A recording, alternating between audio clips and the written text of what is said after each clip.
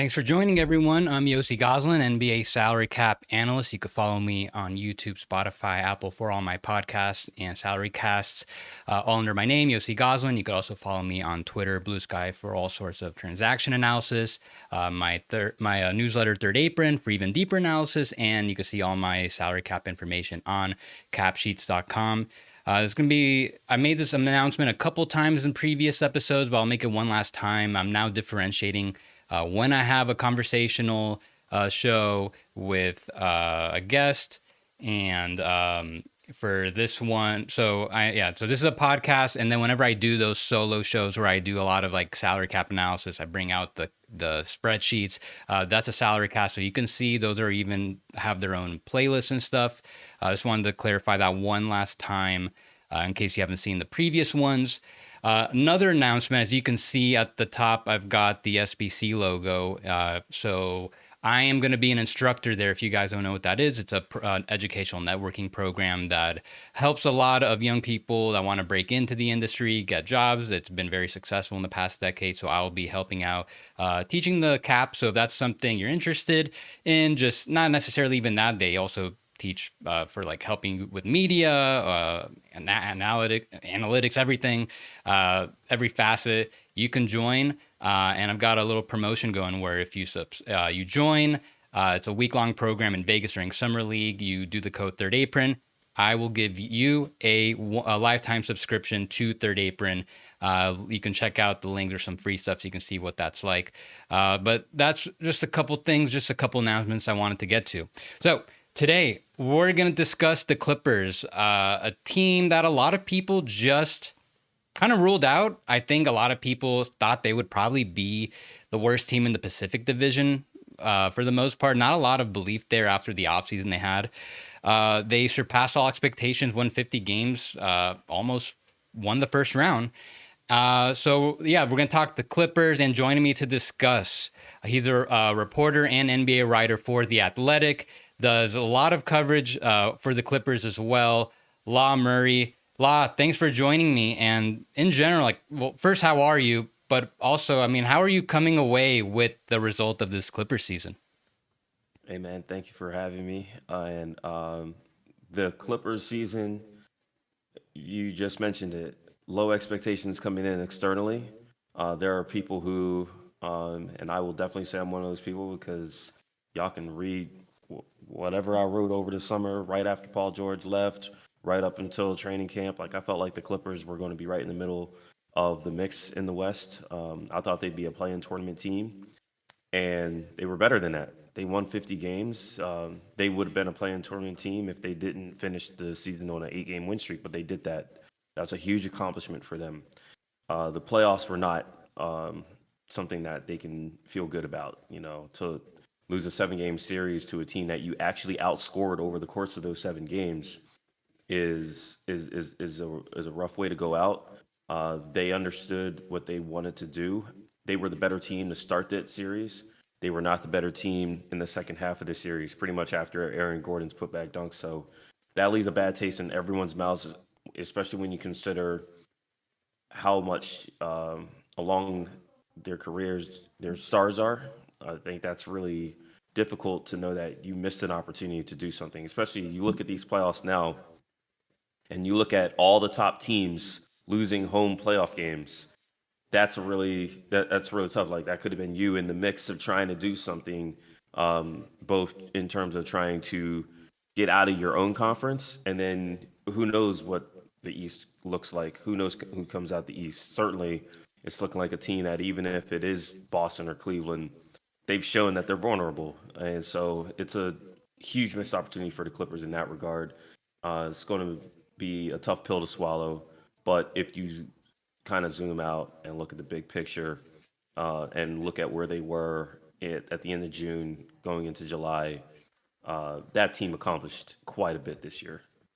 Yeah, so I do want to zoom out and take a look at the general direction because, what they did this season definitely has to have Clipper fans feeling really good. No one expected them to do this, and they, like we just discussed, they were very close to getting out of the first round. I do wonder how long that type of trajectory, like just kind of being good enough to get in there, but maybe not quite enough to be a true contender. I wonder how much that might last. So when the Clippers reached that crossroad with Paul George, where it seemed like it was a max or nothing, there's a lot of different reporting on what, including from Paul George himself. He said like his side of the story as far as like how negotiations went. Once they reached that crossroad where they had to decide whether they really wanted to match that Sixers deal or not, they made the right decision not to keep him. And they also just, I think the roster is much better. They did a really good job replacing him on the margins, bringing in guys like Derrick Jones, Chris Dunn.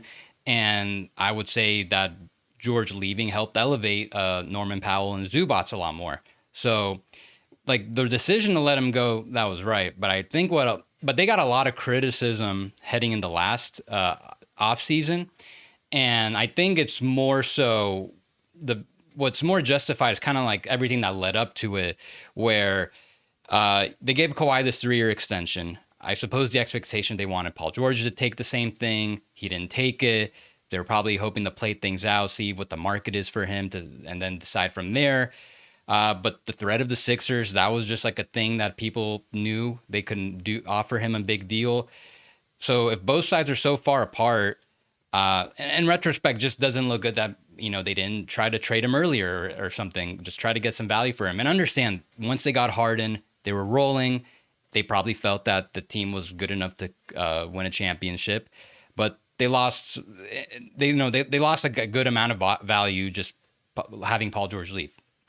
And then the other thing, while we're on Harden, I just think like if Paul George was a flight risk the entire season, I think it kind of makes that transaction make a little less sense. I know I'm like very critical on them right now, but I just kind of want to just kind of put everything in perspective as far as like what they're doing right now, because we saw Harden, great floor raiser. He's going to get you to the playoffs, going to get you at a pretty high seed.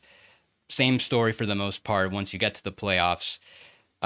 So I'm just a little, I don't know if confused is the right word, but I guess that is why they're doubling down on this iteration, especially with Kawhi, who's getting a little older. Knee's always a question. And they gave up more far out picks to get Harden. So the thing is now they don't really have many assets, many ways to improve. It's tough. They don't really have that many draft picks to trade. They traded more of them out. They don't have their spending advantage anymore because they want to stay below the second apron.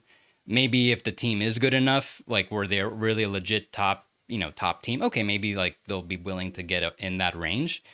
And then they just don't really have too many appealing players on the trade market, in my opinion. Like I would say Zubats is probably the most coveted player on the Clippers right now a team would want, and they're not going to move him.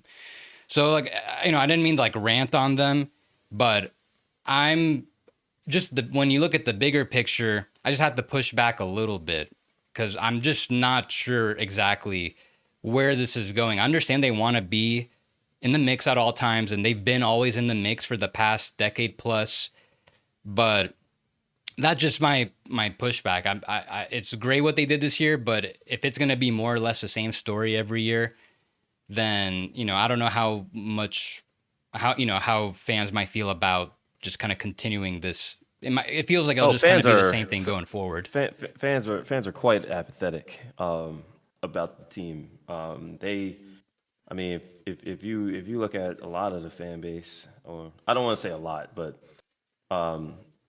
there's a part of the fan base. I think that's the most objective way to say it, that is just completely dissatisfied with where the team is at. And you know what? That's going to be the case for the next year at least. Like that's going to be the case as long as the front office is in place, the head coach is in place, as long as Kawhi is there.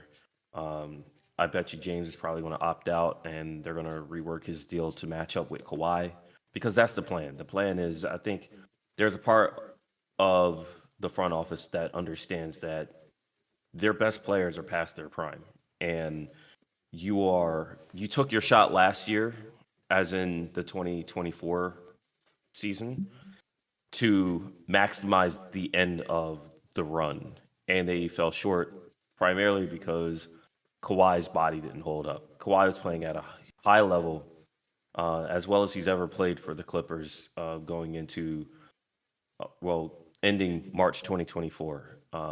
April 2024, his knee flares up. He tried to play 2 playoff games in the Maverick series. It didn't work out. Paul kind of had his mind. He was at least a little bit distracted. He didn't play very well in the Maverick series. James played well until he didn't play well. That's usually how it goes with James. Russell Westbrook was on that team as well.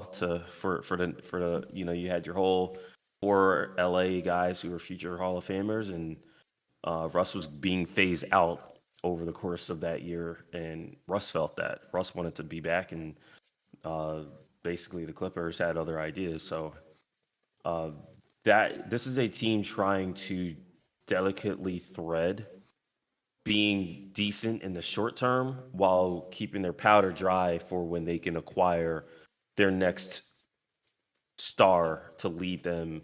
That star being someone who's in their prime, and that's tough because again, I think fans want one of two things. They want to know that their team is legitimately contending for a championship, or if you're going to not do that, they want guys who haven't failed yet. They want young guys to play no matter how good or deserving they are to play.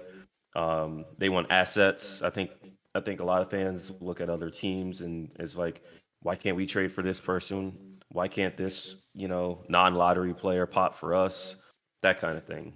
And I mean, the Clippers haven't picked above 20. They haven't had a top 20 pick since Shea Gilgeous-Alexander, and we all know what Shea Gilgeous-Alexander is doing right now. I mean, this front office is not going to live that down. Like, they're just not. And so there's a lot of dissatisfaction there.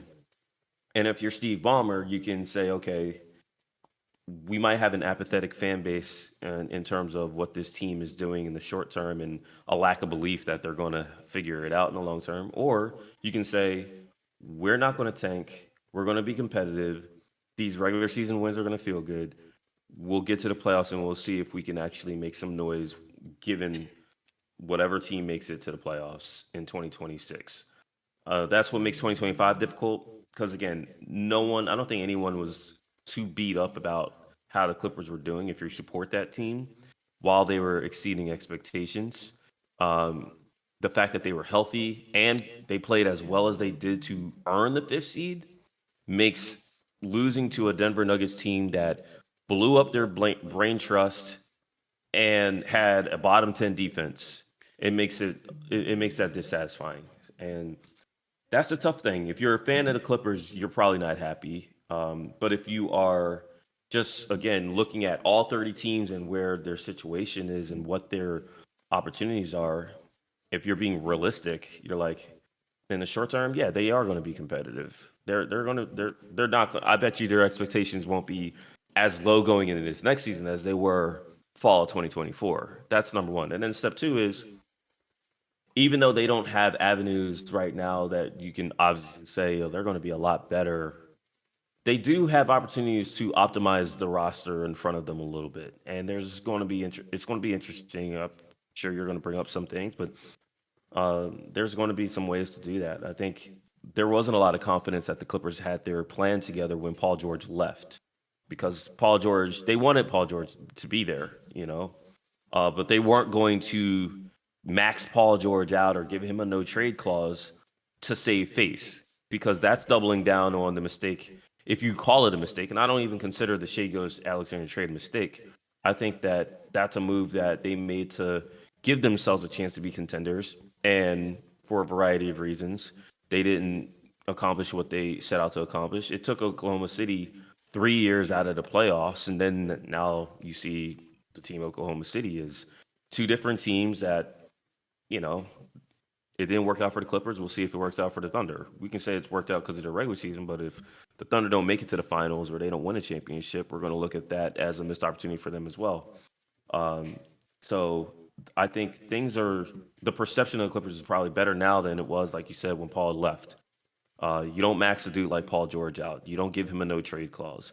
When Paul left, it allowed them to balance their team better. It allowed them to, ironically, get the players that Paul George said the team was missing when they traded for James Harden.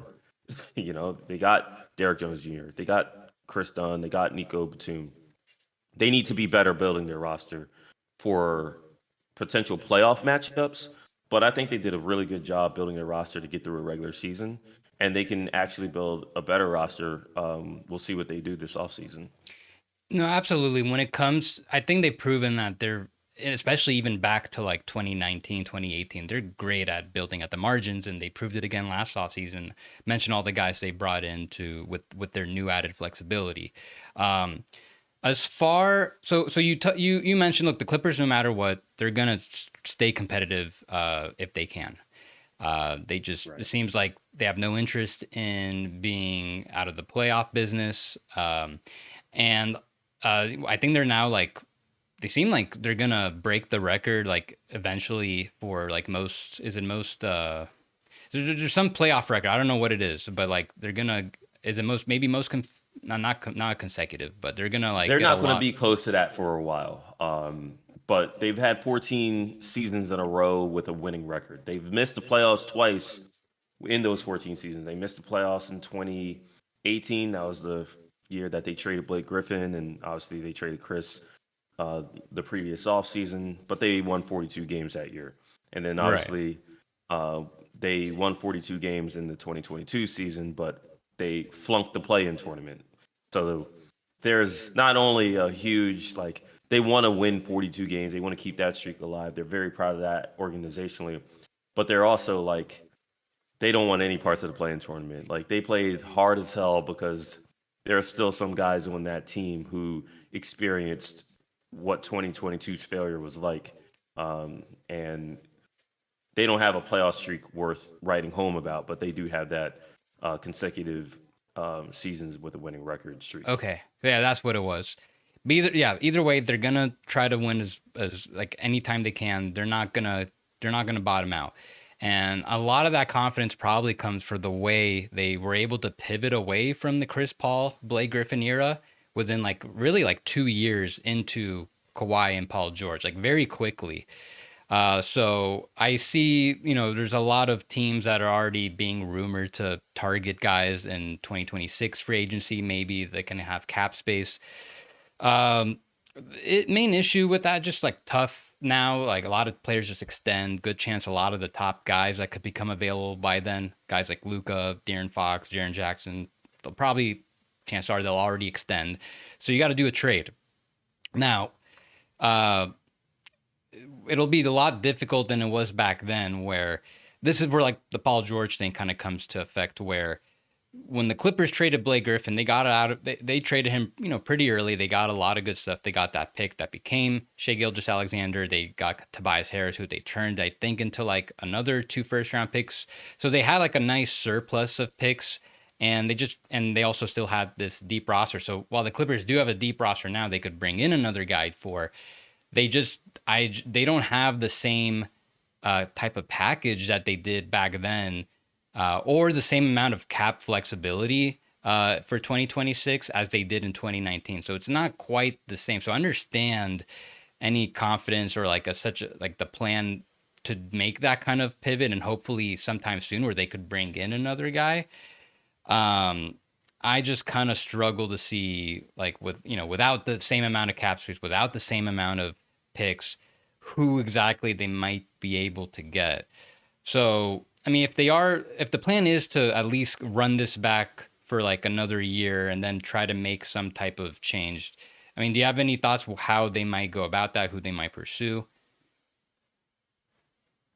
I have tried to avoid talking about who because, to be honest with you, 2026 doesn't seem like a great time to be trying to get somebody. I think 2027 makes more sense because I'm looking at, like you said, from a trade perspective, they don't have a lot. They don't, like, their stars don't have that kind of trade value. And to be honest with you, they don't control their own draft for the rest of this decade, right? So their picks aren't valuable, and their stars aren't valuable from a trade perspective. But they got big money expiring. That's the biggest thing. And interested to see what happens with Harden. Again, I just expect him to opt out and get a deal that lines up with Kawhi, and that would make 2027 the big year to really look at something. And so I think that's really their avenue. Keep things. You're not paying 3 stars. You're not paying a whole lot for the two that you have. Like I think Harden might get a little bit more money by opting out, but you look at the cap rising, and you look at where I don't think James is going to command so much more that it limits the Clippers that much. I really just feel like right now it's like optimize what you got and revisit this every offseason. Revisit in 2026, see what's happening there. See if what Kawhi's health status is, if James declines or not. He didn't decline this year, so that's gives you a little bit of optimism. But then again, you gave him so much to do. That workload, it's like it's going to come any year, and you just got to be ready for that. Um, and so 2026 is like, okay, be prepared for that if you can be in the position to do so. 2027, when contracts expire, that's going to be what's interesting. Having all that flexibility, see who actually makes it to 2027 as an outright free agent, like who can be unrestricted in 2027, and then say, hey, look, we might be able to bring Kawhi or James back on a lower number, being that both of those guys will be over 35 years old, and say, these guys can help you. You're not going to be by yourself. This is the program. This is what they've established. And they'll say, hey, like you can get whatever you want. What kind of player that is, haven't really looked into that yet because to be honest with you, I'm just looking at what are they doing in 2025. Okay. Um, but a lot can change between now and then. I think that let's just be real, they're going to look at dissension. Like so many of these teams are built on what relationship does a star have with a team that can go downhill and open up the possibility of leaving. I go back to Shea Gilgeous-Alexander. Like things are great right now with the Oklahoma City Thunder, but the probably the one of the biggest fans of OKC not succeeding or having major letdowns in the postseason might be the Clippers, ironically, because it's like if you can say, "Hey, look, you didn't get it done here. Maybe you do want to, instead of signing that extension to stay, you go elsewhere." I don't think Shea's built like that. I think Shea's going to be there and commit to OKC. But if you're the Clippers, that's how you got Kawhi. Like you got Kawhi. I mean, Kawhi won a championship, but Kawhi is from LA, and that meant more to Kawhi than running it back with the Toronto Raptors in 2019. So that's where things get messy, and that's why I don't really focus on that as much as kind of what's in front of the team. But that's kind of what the plan is. The plan is they keep saying we have Intuit Dome. We're in this market, Southern California. Everyone wants to be here. Like, do you want to play in a state of the art arena in a place that everyone's going to be at and have all these opportunities, and with an organization that has a great deal of stability? That's what they're selling. So let's look at what's in front of him then. Now we could get into the actual offseason. You already touched on Harden a little bit. Yes, I mean, both of us, a little down about their overall, prospects to really significantly improve the team. But now I think we could get a little more positive because, I mean, this year they could definitely do a couple things to get a little deeper. I suppose we could start on Harden just because you already started touching on that. So with him, he's got that player option. I'm just looking at their salary cap sheet right now. Whoever's watching, you guys can see this on capsheets.com. You can see they're right now they're about 12 million below the tax. But I think the more applicable thing is their apron level. They're about 20 million below the first apron because the Clippers, they're comfortable paying the tax. If the roster's deep enough, good enough, they'll pay some of it. But now with the new restrictions, I think they mostly just care about having the flexibility needed to do what they need to accomplish. So overspending won't help with that. But they already have they have 13 players under contract. They're going to have a first round pick, 30th overall selection, but they already have most of the rotation back. So, I mean, I guess before we get to Harden, because his situation, I mean, I'll just say pretty quickly. I don't. So you think he might get a little bit more? It's possible. What I'm curious about is mostly the years where he's already in his mid to late 30s, so he can't go too long on the contract. Um, but maybe there's something they could do where, okay, maybe they gave him a little bit of a raise. They still could use like the mid level. They could still do a trade to increase the payroll, bring in another guy. What I'm curious is maybe, and I'm going to be saying this about Kyrie Irving too. What if there's like a long-term deal, something like in the 3 to 4 year range, where you kind of do what Chris Paul did with the Suns? Maybe there's some non-guarantees on the back end. So for Harden, okay, you get a little more long-term security, but the Clippers get a little more optionality on the back end. So maybe when you get to 2027, if you do have something lined up, you can get somebody to be the next face of the franchise or what have you, then you can either trade Harden or you could cut him. So I would say, yeah, for the most part, though, if maybe he gets a little bit of a raise, but I don't really see his salary situation as far as next year being like significantly different. Probably like more or Yeah, less the same, just like a little more maybe. yeah. I mean, I think there are people who they saw Harden re-signed and wondered what kind of production you can expect from him. He sacrificed a lot when he got to the Clippers because his focus was on getting 2 stars going. It's different in Philly where it was Joel. Obviously, the focus was on Joel, but it was on James after that, and Tyrese was emerging. He wasn't quite there. He gets to the Clippers, and it's Kawhi is your Joel, and Paul is obviously a priority to get going. That's how they had to play. That's how James had to play, and it didn't work with Russ starting because Russ was the point guard, and they're trying to make James a shooting guard again, and it's like, nah, we can't do that at this stage of his career. Like James has to have the ball in his hands, and that doesn't fit Russ's game very well with how that team played. Either way you look at it, James was at best the third option on that team, even though he was the primary playmaker. This year, James had to be the main guy from the jump until Kawhi got back. Like you don't have that relief ball handling, you don't have that relief on the perimeter as much. You had to reestablish that with a Norman Powell, and you had to get this Zubas going in a way that no one had ever gotten Zoo going before. James did such a good job with that. So I expect him to get a little bit more when he opts out. But to your point, not to the. I don't even. I think even in James, it's not in James' best interest to break the bank or anything like that. We're not talking about that. Like James has sacrificed before.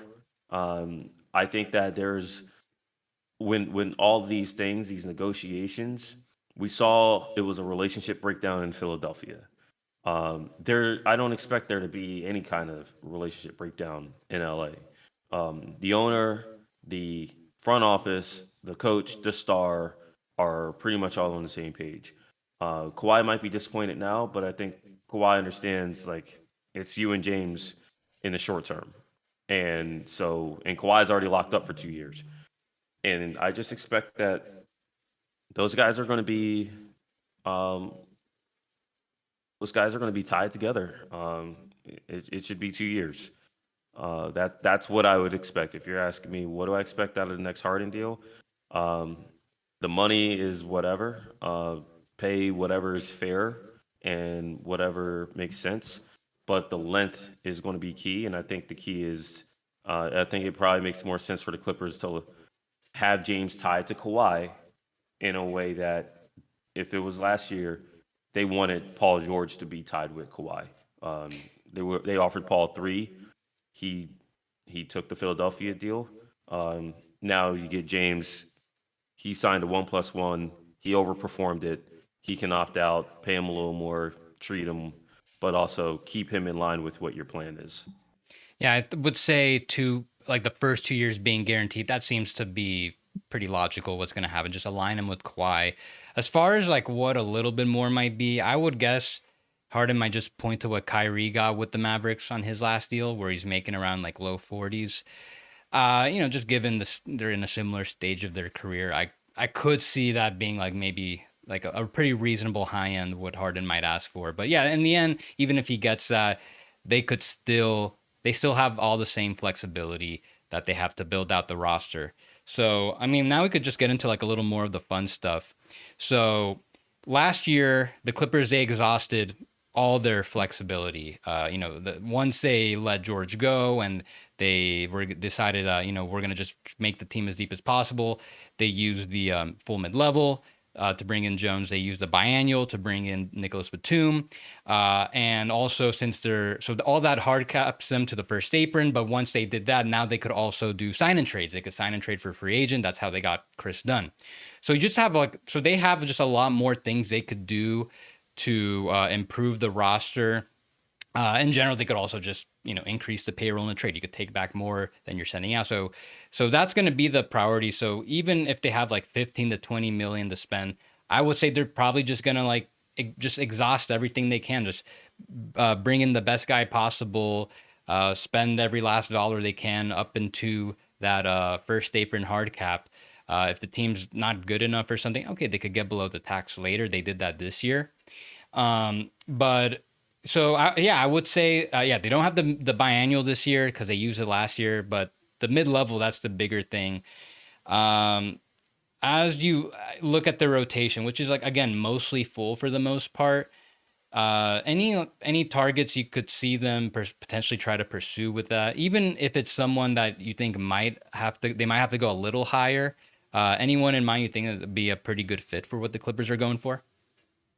I would rather, I'd rather point out player archetypes, um, because I think player archetypes, you can fit a whole bunch of players into that, and you can identify what the specific targets are from there. And there's two.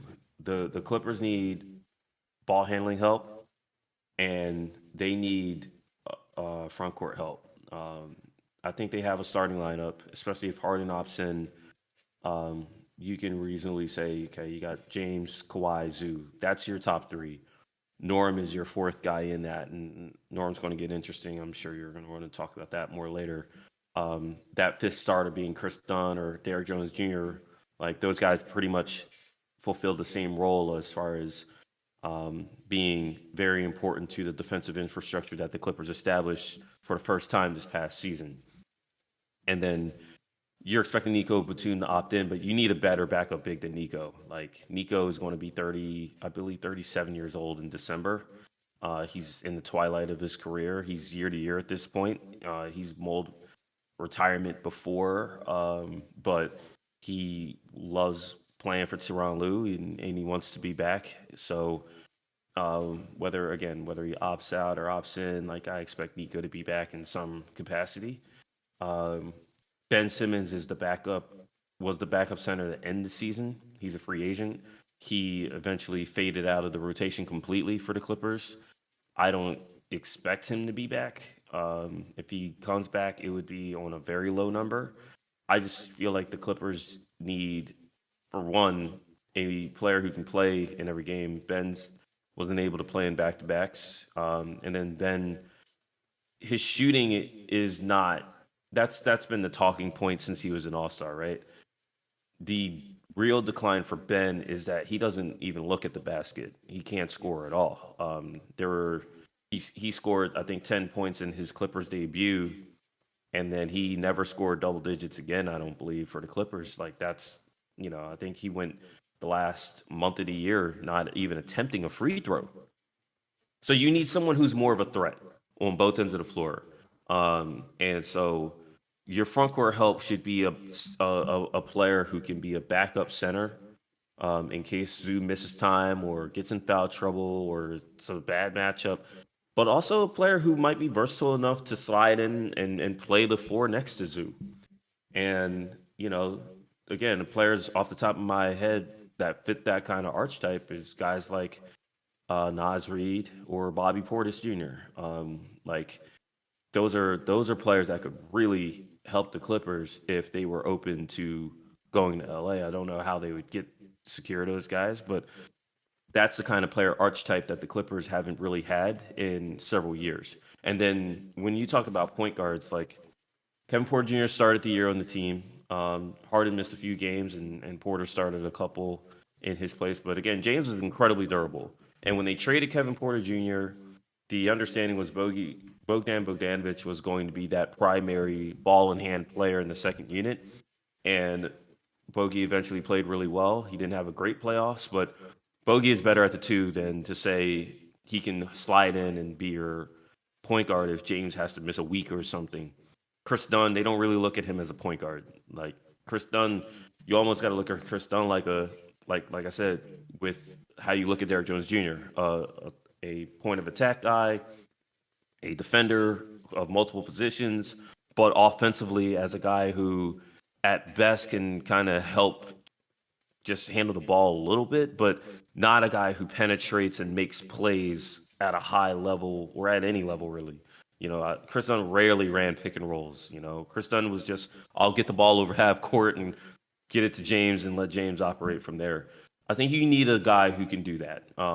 Someone who's a little bit more secure with their handle and gives you a little bit more downhill pressure than a Bogdan Bogdanovic does.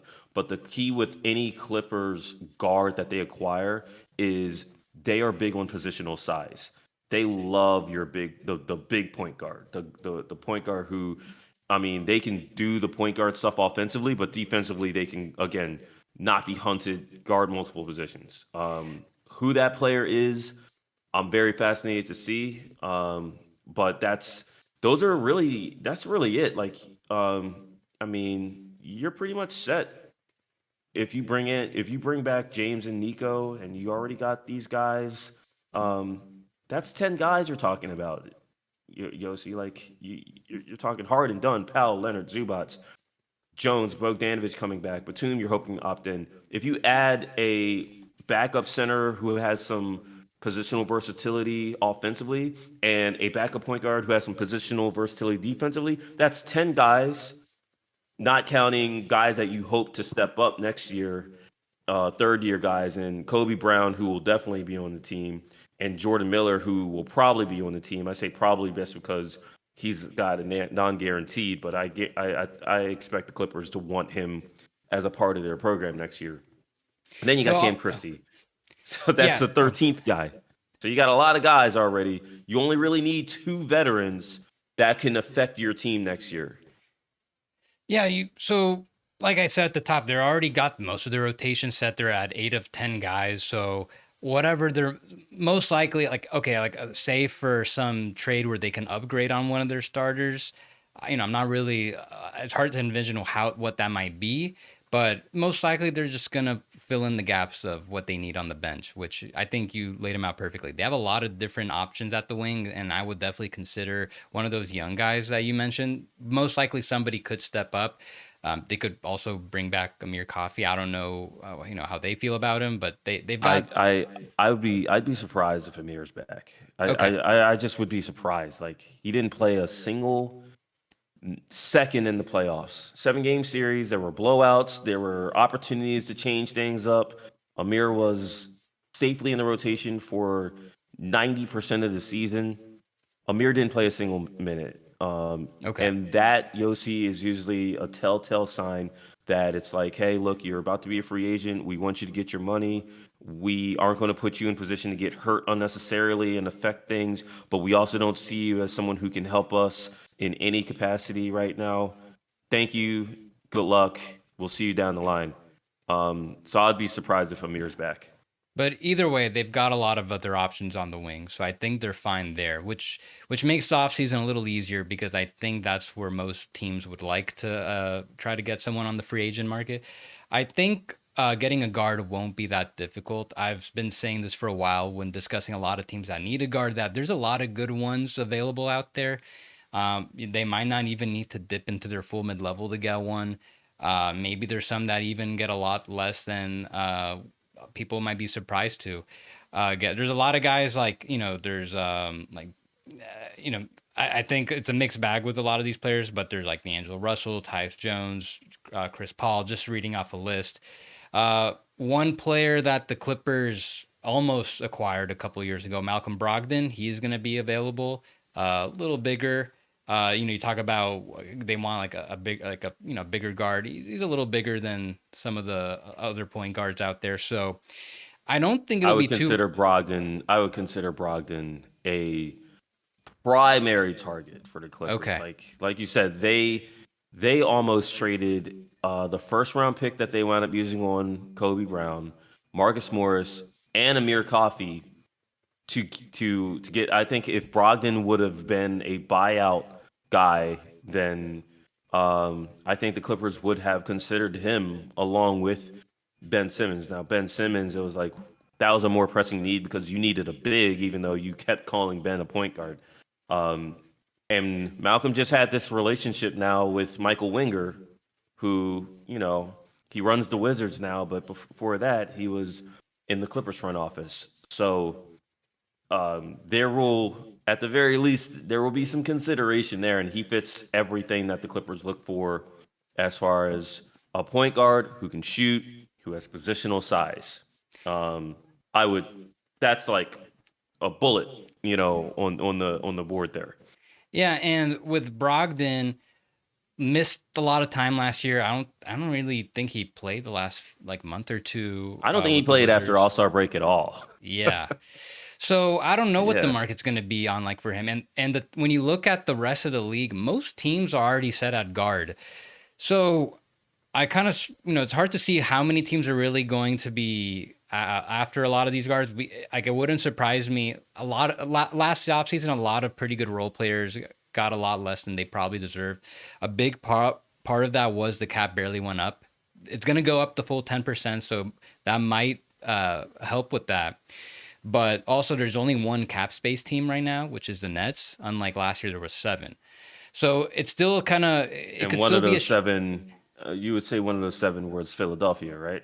Yeah, like only the Sixers, Magic, and one other team actually tried to go after players that can help. While a lot of the other ones, like Utah, Charlotte, they just like, they're just trying to get some bad salaries with draft picks. So one cap space team, I don't know. I can't imagine that's too great for some of the free agents this summer. And just knowing how most teams have guard taken care of, I wonder. I'm not saying Brogdon could go for the minimum or something like that, but if the Clippers really want a guy like Brogdon, I think it might be a lot easier to get him than it might seem. In which case, maybe you don't use any of your mid-level. Try to save that for a big man. You could sign and trade. Maybe there's something you could do with the Clippers. Just send back one of your lower salaried guys for the salary matching. And that's kind of it. Just send out a second round pick or something. But I think they should be able to get one of their guard targets without too much trouble. I would say getting a big, especially the type you described, could be a little more challenging. It's interesting how whenever I have these discussions and we get into free agents, it just seems like everybody wants what the Wolves have. And I think they're going to have maybe the most interesting offseason. Everybody wants Naz Reid. Everybody wants Nickeil Alexander-Walker.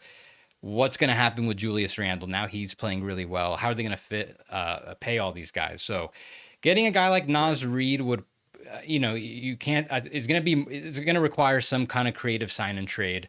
Would the Clippers be willing to trade a future first and then also like significantly outbid the rest of the market to get a guy like him? I don't know, but as far as what you described, a backup big who could play the 4 at times, I think he's gonna be very coveted by most of the league. Now, if a guy, and he's like the only guy like him that's really on the market, I don't expect Miles Turner to leave the Pacers. I would be surprised. I doubt he'll really be a realistic target for the Clippers.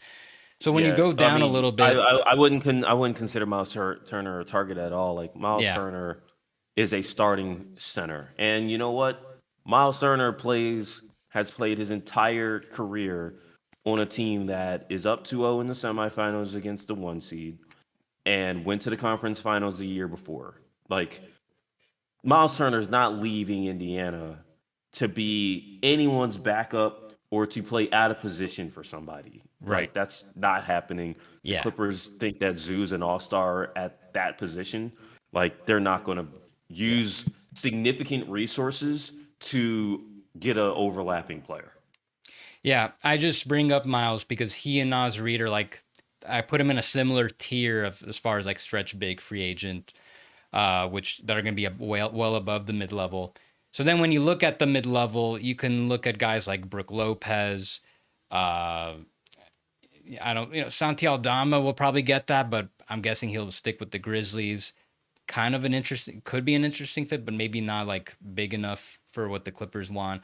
They can, but it's mostly like a veteran guy, maybe like an Al Horford. You can probably get a guy like him, but a lot of bigs just available on the trade market. You can point to just a lot of different teams that had some available, but a lot of them didn't move. A lot of them just, for some reason, a lot of like just role playing big men just they just didn't get.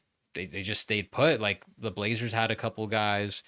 For some reason, like a lot of that market just stalled. So I think the Clippers will. It'll be a little tougher to get a big man. I think Bobby Portis, he's got that player option.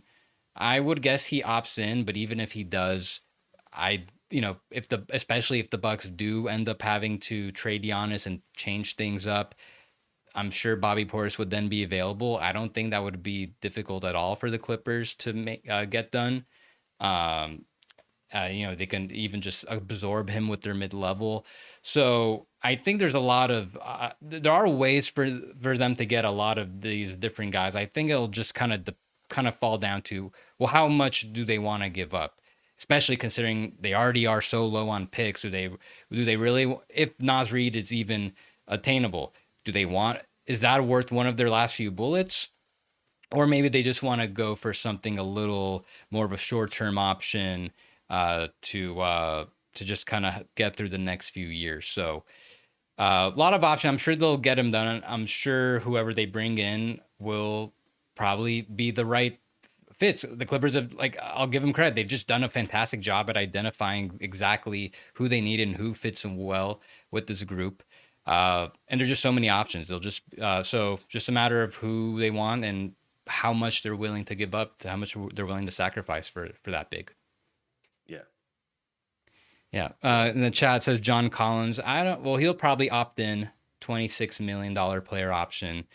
The Clippers John could probably Collins trade has for him. been a Clipper fan target for 4 seasons. So that's the thing. It's like John Collins, if he opts in, like you'd have to trade for him. Yep. If he opts out, like I'm pretty sure John Collins is not opting out to take anything less than the 26.5 million that he would be owed. Like that dude's opting in, and John's an interesting one just because he physically, like the idea of John Collins is great. Like a guy who can play the 4 and the 5, a guy who's shown that he can shoot and jump. He's only turning 28 in September. That's the idea of John Collins is great. The execution of John Collins within what you do as a team, that's where things get trickier because we know that John Collins as a center is not an inspiring defender. John is not inspiring defensively at either spot. The best you can say is have John Collins survive as a 4 and you can have the rebounding, but the Clippers don't need, this is ironic to say after the series we saw, the Clippers don't need rebounding. They don't need a statistical rebounder, if you will. What they need is someone who can guard that spot. And can John Collins guard, when you're not going up against Aaron Gordon's teams? Like the Clippers had an Aaron Gordon problem. They did not have a power forward problem in 2024-25. They were a great defensive rebounding team, and they were a great defensive team in general. Top 5. They did a great job defending positionally over the course of the regular season. John would be great in a matchup with the Denver Nuggets. The question is John Collins going to fit what you do over the course of the season in general? And that's where things get tricky with John. And his shooting, while it bounced back in a big way this past year, the question with John is does John fit an offense where there's a center on the floor and that limits his rim runs? It limits his ability to dominate inside. Again, if you can get John Collins as a backup big, then I think that's the sweet spot. But how much is that going to cost you? It obviously is not going to come in the form of some $15 million contract for a year. You're going to have to trade a real piece for him. And then you got to say, does he fit us when we're not playing against the biggest teams? I think the Clippers could definitely get him without giving up too significant much of a pick. Like I would not. I don't think it makes sense to give out any of their future ones. But if they can turn their 30th overall and maybe one of their other young guys on rookie contracts into as the main thing to get him, then you also got to put in the salary. So probably Bogdanovich and another guy. Uh, it's definitely feasible. I don't think the market's going to be that robust for Collins. But I think you kind of summed up what the role would be. If you're trading for him, you're mainly trading for him as a backup big, which is that's one hell of a backup big man. And then okay, occasionally he could play up a little bit depending on the matchup. Maybe he could close with you. But so in that case, just as long as it's a pretty low price, I could see it. But I want to get to the last thing. We're getting a little longer than I hope. Norm Powell. So he just had this amazing season. He's always been a great shooter, but really shot it, especially at a high volume, extremely well. He'll be able to extend this year. He can do up to 4 years, 129 mil. So I'm kind of on the fence on like how the Clippers should move forward with Norm Powell. Obviously, they will definitely negotiate. They'll talk something. But I mean, what is your feel? Because I'm kind of 50-50 on if they should give him some kind of extension that makes sense, not the full amount, or he just finished his 10th year, turning 32. Wouldn't make sense to get what you can from him. It's not guaranteed he'll like repeat exactly what he just did again. Oh, we just saw how the role changes affect him in a significant way. I mean, yes, right through All Star Weekend, and I was in Utah, a game that was not on the schedule in August when the schedule came out. They rearranged some things because of the January wildfires, so they had to play a second night of a back-to-back in Utah right before All Star break. That wasn't planned, and that was Norm's best moment. They were down 20 in that game in Utah, and they didn't have Kawhi, and Ben was making his debut, and Norm had like more than 40 points in 40 plus minutes, and then went to All Star to shoot threes. Okay, so like that was the high point. It was all downhill from there because he emerged from All Star break with knee soreness, and when he came back against the Lakers, he played one quarter and strained his hamstring. That was another 2 weeks. So he essentially missed 4 weeks after All Star break. And by the time he got back, Kawhi Leonard was cooking. And so were the Clippers. And Norm just had to get in where he fit in. And the Clippers were a successful team, but Norm was not playing his best basketball at that point. Norm had a very uneven playoff series. I think the key in game seven was I kept saying in the 48 hours leading up to that game, they need Norman Powell to be the player that pops in this game for them to win it. And Norm had a regrettable game seven. He fouled. He couldn't make threes. He turned the ball over. Michael Porter Jr. outplayed him.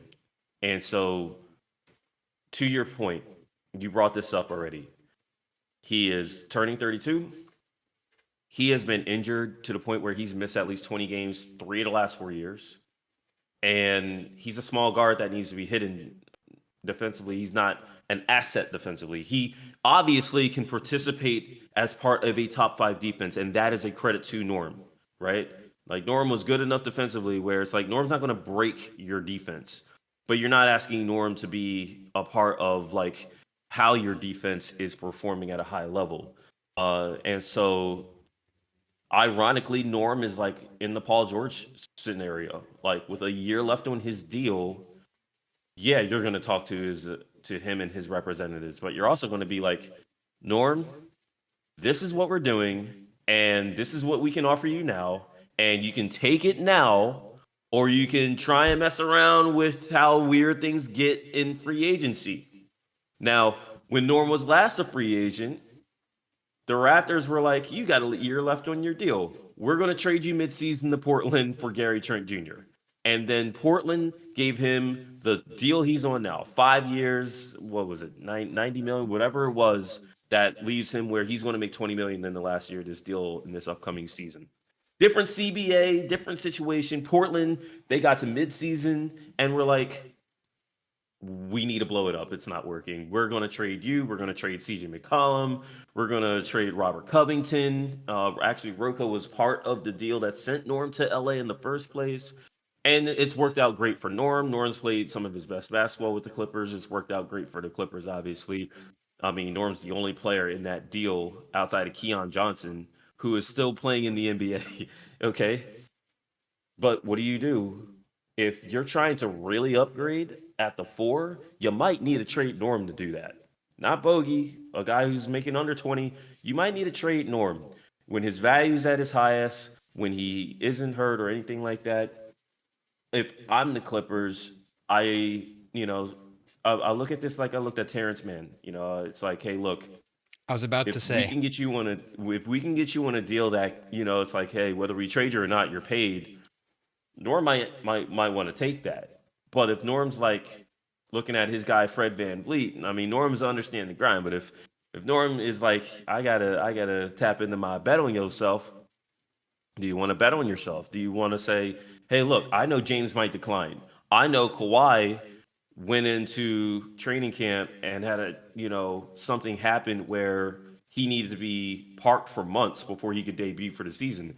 You dudes might need me to be that guy again going into next season. You don't know how these guys are going to feel going into next fall. And the Clippers should know that too. The Clippers should not be in a rush to trade Norman Powell just to say, "Oh, we got to trade Norm." You don't do that because you're relying on two dudes who the cliff is right there. And so the best move might be negotiate in good faith, be transparent, be like, look, you've seen Paul George and what happened. You saw what happened with Terrence Mann. You know what organization we are. We try to take care of you. We need you, but we also are going to do what's best for us. And maybe Norm comes in with a chip on his shoulder, but also is like, I might be an all-star. They might keep me.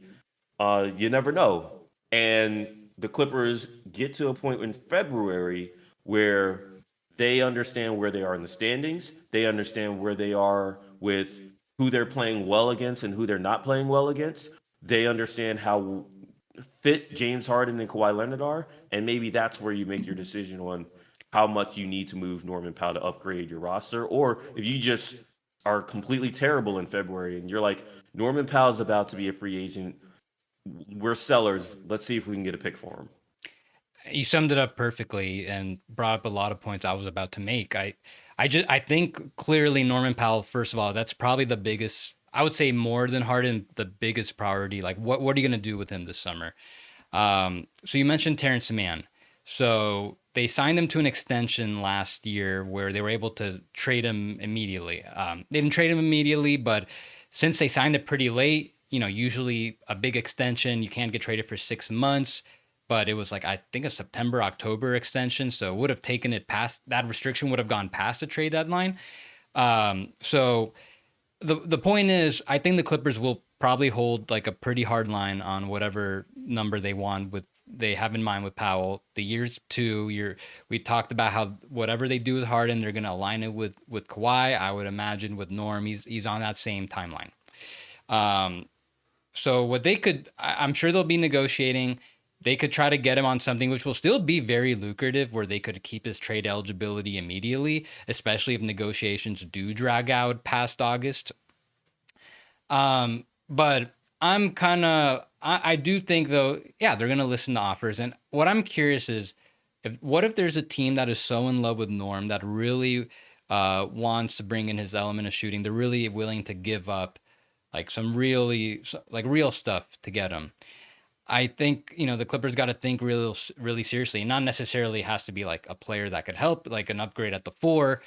What if they can get like some very good draft picks, and because then they could restock that, they could restock that a little bit for their next big move. So I, it'll It's probably be and end to up, your it'll probably end up being like a little of both. I would guess that they try to get him on that extension that is tradable, makes it maybe even raises his trade value. But at the same time, I'm not looking too far out ahead as far as I don't know if I can envision Powell being a Clipper for like even like 2-3 years from now. I do wonder if maybe like that is the right time to, if there is a team that really wants and really willing to give up real stuff for him, I think you seriously got to consider it. Yeah, and there's only two types of players. Um, because again, we discussed like just in free agency in general, unrestricted free agency, the two types of players that the Clippers need, right? That point guard with defensive versatility, that backup big with some offensive versatility. If you're trading Norm, you are trading for either a power forward who can start and have real offensive viability, because you're still going to be giving up at the very least a movement shooter, a guy who can put the ball in the basket efficiently. You need either that power forward who has that offensive viability, or you're looking for a Tyrese Maxey approximation. I'm not saying Tyrese Maxey, obviously, but we know what role Tyrese Maxey played for James Harden. Why didn't James Harden like look as worn down as whatnot? Because he played with Tyrese before Tyrese obviously got to be an all-star, and we saw what Tyrese could do playing next to James Harden as a secondary playmaker, as a guy who can, you know, offer you some change of pace while playing with James. If that is the kind of player that some team is looking to get off of, and give the Clippers some, just again, just some help there. Anytime James Harden missed games in Philadelphia, Tyrese just slid over and they started a wing next to him and they just kept on rolling, right? So you're only trading Norm if you're the Clippers, if it benefits you in the form of getting a player who is a starter level player. Other than that, the Clippers were pretty damn good with Norm, James, Kawhi, and Zoo, and insert defender here. They shouldn't be in a rush, but they do, Yossi, have a history of trading guys to let those guys be like, okay, it sucks that I'm traded, but my role is like this and my money's like this. Like, I can't be too mad at the Clippers. The Clippers have a history of doing that. And we'll see how they proceed between now and the February 2026 deadline. Yeah, no, I think that might make more sense. I guess for now they'll just sign their guys, run it back for the most part, try to get Norm on something that makes sense, and then yeah, typically the trade deadline that's when they've been making some of their moves. So yeah, so maybe that might be when something changes there. So, but They yeah, for the most part, always yeah, they I think always for the make a most part move between. I think for the most part we expect they'll stay the course, use them at level, try to get another, try to address those needs and go from there. But that's about everything I've got. I think we covered the Clippers offseason pretty thoroughly. A lot of direction talk, but not too much as far as like what's gonna happen. I think we both agree not too much action this offseason. But yeah, so thanks for doing this. I appreciate it. Do you have anything coming up we should be on the lookout for? Yeah, man. Well, first of all, shout out to you for having me, and shout out to the Athletic for letting me rot. It's a different workflow with the off season, but we still keep going. These games are big. I think everybody in the NBA, whether your team's in it or not, is looking at these games because these games define the league. Whoever winds up winning this year's championship, teams are going to do two things. They're going to try and copy their success, and they're going to try and build rosters to beat those teams. We've seen it pretty much all of this entire decade of the 2020s. Like, teams are not repeating. But teams are trying; they're inspired by champions. So I'll be on that. We got the lottery coming up. I'm going to learn a lot about these prospects over the next several weeks. So um, that's something that I'm looking at. I'm looking at these developmental cores. I hope to look at every team's developmental core at some point this month, and um, I'm that's pretty much it. I'm just trying to learn about basketball, man. Yeah, I'm always on the lookout for what you got coming along, especially on the Clippers. I saw you had a really good piece on James Harden a couple days ago. I really enjoyed that. So everyone, follow Law on Twitter and Blue Sky at Law Murray DNU, and you all can follow me on Twitter and Blue Sky as well at Yossi Goslin. Same thing on YouTube, Spotify, Apple. Please subscribe to Third Apron. At some point, I will have an even deeper analysis on the Clippers offseason and some of the salary contract stuff they'll have coming up, maybe like even deeper on Norm and Harden in particular. And yeah, in case you missed it earlier, I'm going to be instructing at SBC. If you check the description, there's a sign up code you can do in case you're interested in participating in that program. I'll definitely be back at some point in the next few days. Don't know exactly when, but I'll keep you guys updated for another team preview. Thanks for showing up, everybody.